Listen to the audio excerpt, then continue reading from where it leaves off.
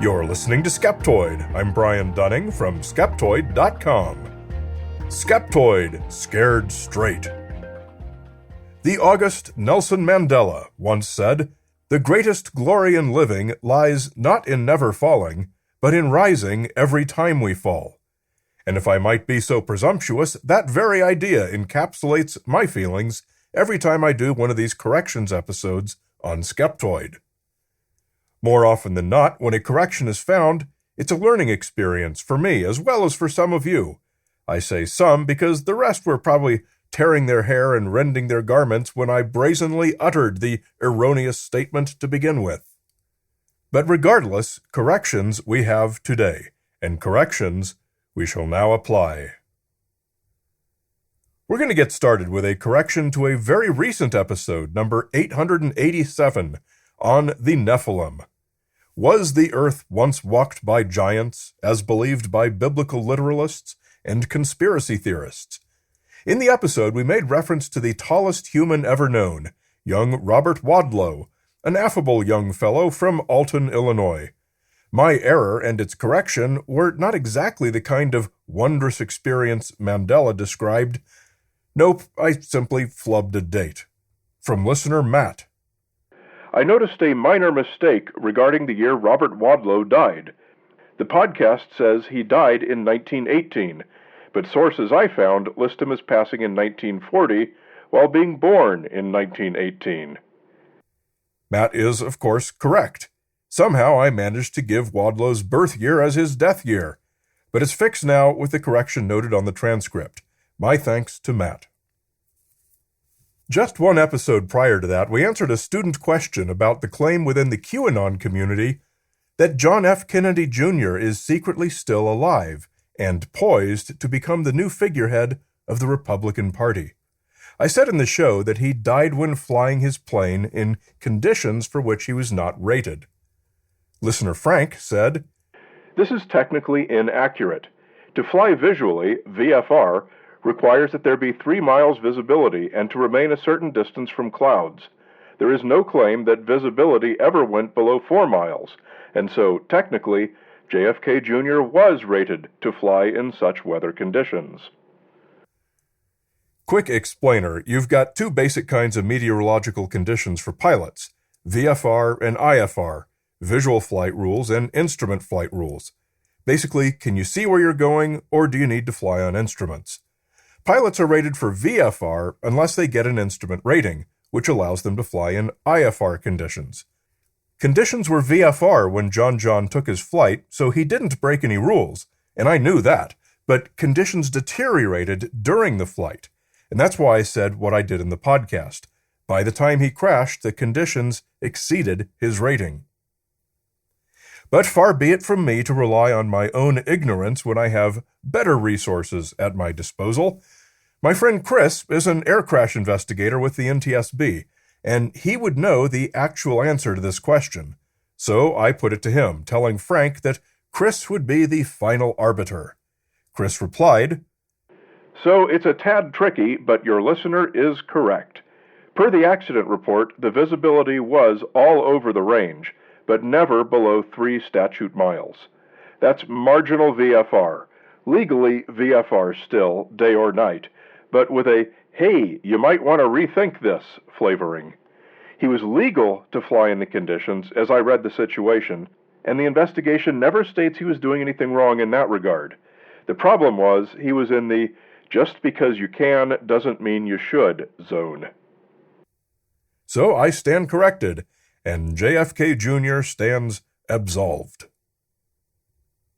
Next, we had a correction to episode number 865 on Nan Madol, an island in Micronesia known for its megalithic works. If I described to you an idyllic tropical island with reefs and glowing blue waters frequented by Polynesian wayfarers, what part of the ocean would you guess that's in? If you're like me, you probably just said the South Pacific, without even thinking about it.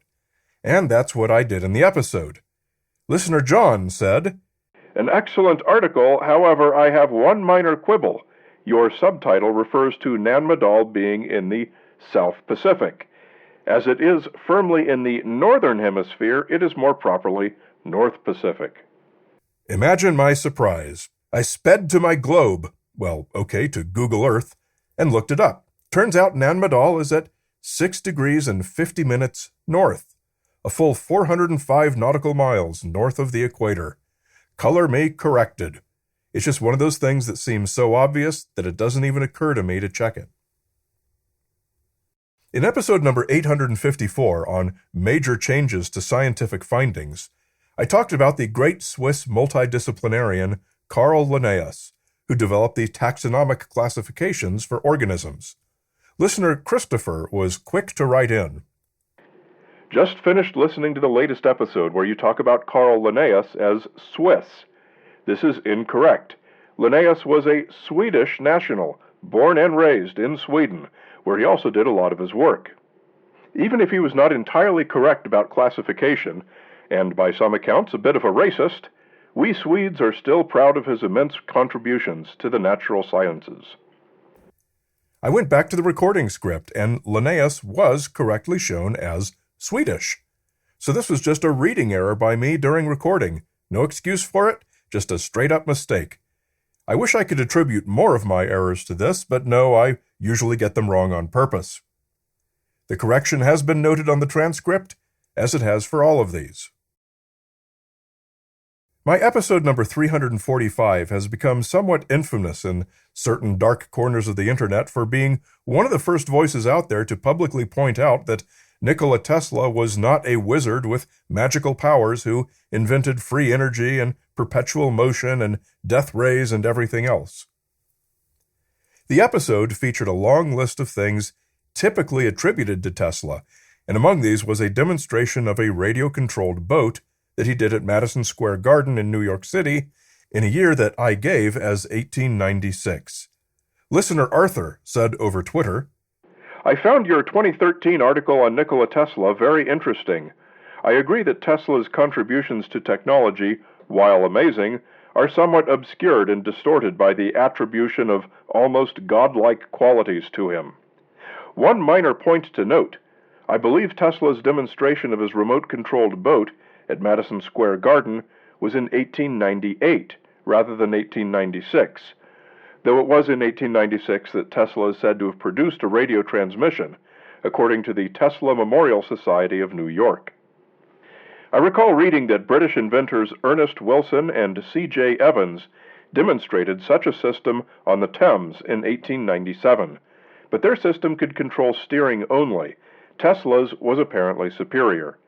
As you point out, we can acknowledge Tesla's genius without assuming he invented everything under the sun. 1898 is correct, according to multiple sources, so the correction has been made and noted on the transcript.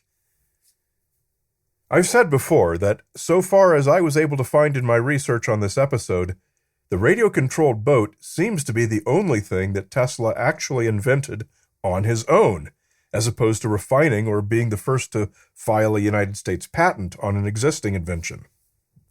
But this corrected date of 1898 puts even that on a little thinner ice. 1895 and 1896 saw an explosion throughout the world of inventors showcasing various radio demonstrations, being the first to do this or that with radio, and showing each other up. With Tesla's Madison Square Garden boat demonstration being as late to the party as 1898, it now seems clear Wilson and Evans beat him to that too, in 1897. Tesla's boat was thus not a new invention, but a refinement, presumably adding throttle control to an existing invention. I hate to be the one to say this, but my error had left Tesla with one original invention. This correction leaves him with exactly 0. Perhaps this is why he's most often described as an engineer rather than an inventor. Oh well, sorry Nikola, my fallible self tried, but I guess even I must now acknowledge that your lack of magical wizard powers is in fact total. Episode number 94, from way back in 2008, was about the Travis Walton Fire in the Sky UFO abduction story. In brief, 7 young men in Arizona in 1975 were laborers working on a contract one of them had with the Forest Service to clear a bunch of land. One evening, a UFO came down and sucked Travis up with a light beam. He was not heard from for 3 days when he called from a payphone. The story became a book and a movie, and probably quite a few spin-offs. There were a number of possible financial motives. Travis and his brother Dwayne were known to be aware of a $100,000 prize offered by the National Enquirer tabloid for proof of aliens, and both were acknowledged fans of science fiction and UFO stories. Also, their future brother-in-law Mike, who had the contract, was not going to make the deadline on it, which meant a big financial penalty, unless extenuating circumstances could be shown, like the disappearance of one of the crew. In the episode, I said it's not clear if they ever got any money out of the Enquirer, or whatever happened with the Forest Service contract. Listener Blake Smith of the Monster Talk podcast wrote in, The Enquirer decided to pay a subset of the price to the tree crew because they didn't earn the big prize, but it was still voted the best UFO story or something. There's a photo from, I assume, the National Enquirer. As you can see, most of the key players are holding $2,500 checks. I don't trust most inflation calculators, but allegedly, that's about $13,000 today. Not the mega prize of $100,000, but given that Mike's contract had a $2,500 penalty if he didn't meet his deadline, that's a handy windfall. And sure enough, the photo's caption states that the men were awarded $5,000, $2,500 to Travis, and the rest divided equally among the others. So I stand corrected on that as well, but I still couldn't find whatever might have happened with the Forest Service contract. And so with that, we wrap another error correction episode. Keep those corrections coming in. Just please actually be correct yourself and have your ducks in a row with the required references, according to the procedures laid out at skeptoid.com/corrections. Skeptoid is as good a resource as it is, in part, due to your corrections. And now the extended content for premium members. There's one correction email I received this time around that I did not include for reasons that will soon be evident. It came very soon after the recent episode on the Nephilim. It started out nice and polite, introducing itself as a correction. Out of habit, I happened to scroll to the bottom to see what length of a read I was in for, to see whether this was an email to be handled now or saved for later. But there was no bottom. I scrolled and scrolled, still no bottom. I will note, however, that the content appeared to be from a knowledgeable and well-read author, perhaps someone with a background in religious studies. This was a bit of a groaner because it meant I'd owe my full attention to this mammoth email. When I finally got to the bottom, I knew I had to copy and paste this into a word processor to get the word count, just for fun. Can you guess? 28,803 words. I happen to know from the speed at which I record Skeptoid, 150 words a minute, that this email would have taken me 3 hours and 12 minutes to read out loud.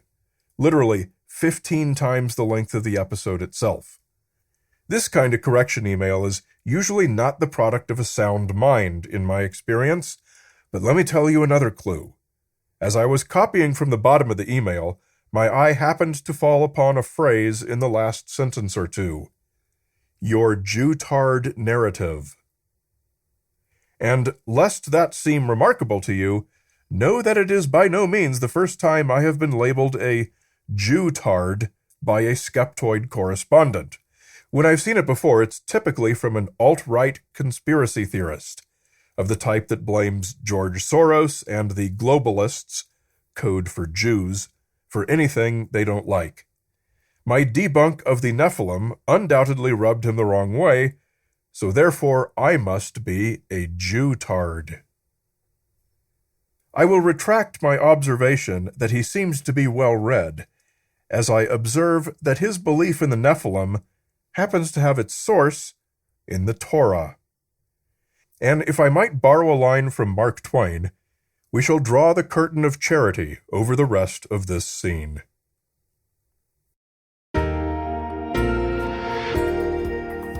great big Skeptoid shout-out to premium members Richard, greeting fellow supporter Will Keeley, Jesse G. Donut, Lee Matthew Jackson, and the Hopkins, Minnesota Larson Family Skeptics.